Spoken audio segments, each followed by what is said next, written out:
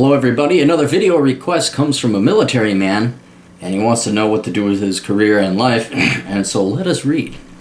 And he wants to remain anonymous. So, dear Aaron Clary, I'm an anonymous asshole viewer of your blog and YouTube channel. There we go. Asshole viewers, I love it. We all belong to the asshole family. I'm 24, have 2.5 years of college under my belt, worthless liberal arts history degree, and recently just got out of the Army after 6 years of service. I recently decided not to go back to college because the Army won't be helping with financial aid anymore, and it's basically going to bankrupt me in order to complete my worthless degree. Now I am left with the question of what to do. I was deployed to the Middle East last year, and since then I have been living with extended family. I'm surrounded daily by the mantra, "You have to go back to college," by my uncle. My uncle is the classic MSNBC brainwashed libtard living in his rich Lily White's neighborhood while simultaneously praising multiculturalism, socialism, feminism, and anything else his Lord and Savior Barack Hussein Obama spews. He pays his 3 kids' ways through college, is still financing his 2 daughters' mutual master's degree, art therapy, and psychology. Well, his lesson is coming up. Don't worry about it. When he doesn't have money for retirement. Luckily for him, his son got an engineering degree and a good job. I've saved money for my deployment, over $30,000. Oh, that's good. Golf clap. And didn't want to squander it on college or anything else worthless. At the same time, I can't and absolutely will not remain in this situation for much longer. I hate being dependent on others and want to remedy the situation. I'm not just sure how to proceed.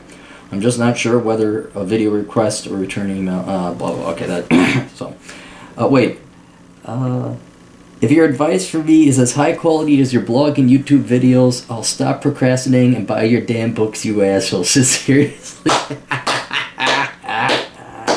Seriously, anonymous asshole. Okay, well, here's the deal. 1, can you get back into the military? In my books, I'll kind of dispense some advice that's already in the books. And I've done a video on this called "Don't Try Until You're 35," because no one is going to take young people seriously. In part because there's no jobs, in part because the baby boomers aren't retiring and no one can get promoted, and also in part that your generation kind of sucks. Younger people are you may not be stupid, but for every one of you smart young millennials, there's 15, 20,000 of leftist idiot, whiner, complainer, shoegaze, emo type kids out there. So the military is about the only real place that they will take somebody who's quote-unquote average. Not to say you are average, but like brilliant geniuses will come out average from school because school is so boring. So your GPA or ASMAT may not be there, whatever. But if you're in, see if you can get back in. If you don't want to go back in full-time, try the National Guard or the Reserves. Lots of benefits come from that. Free food, clothing, shelter. I mean, seriously, the military is the place. Now, if you got out of the military because you were stationed in the Middle East, presume you saw combat, you don't want to go back in, completely understand that. I don't think you've wasted that much time with your college degree. Because here's the deal, your first 2 years, no matter what, are wasted on unnecessary prereq classes. Now, although you were studying to be a history major, I don't know, I can't imagine you taking more than 4 classes in 2 years that had anything to do with your degree. In other words, all those classes you were going to have to take anyway, even if you were majoring in a legitimate subject. So what I would do, I would look into the trades. If you really don't like college, if the bachelor's, master's degree isn't your cup of tea, it's not your setting. Think about the trade school because you could maybe get your 2-year degree or certification within a year because you've gotten all your prereqs out of the way. Also, if you want to get an engineering degree or something like that, that may be just another 2 years. So I wouldn't say you wasted your time necessarily in college. What you got to do is some soul searching and figure out what does anonymous reader want to do. Beyond that, though, just to make ends meet, you got 30 grand. Well, you got 2 issues. One, how do you live and not live at home? Well, you're just going to have to suck it up and live dirt cheap. That's why minimalism is so important. So cut your expenses to the minimum, bare bones. Get rid of your shit you don't need so that you can live out of a backpack. And that's going to lower your main expense, which is rent. You should be able to sleep with a buddy on this couch, pay him $200 a month, and be clean. Don't spew crate. Just keep everything in your backpack. Maybe have a laptop or something, but minimize your space so you can live. I rented a room one time for $175 a month back when I was in college. It was a small ass room. and it was great. I mean, I didn't make, but I saved a ton of money. Regardless, that's one thing you have to do. The other thing is, what do you do with that $30,000?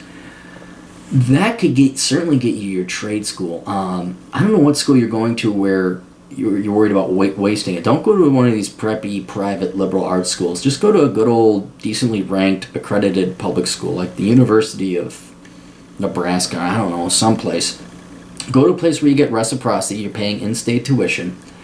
And then I'd follow up on the GI Bill. If you were in the military for 6 years, you should get it. So double check and look into that. Maybe some of our military readers or viewers can provide you more information below in the comments section.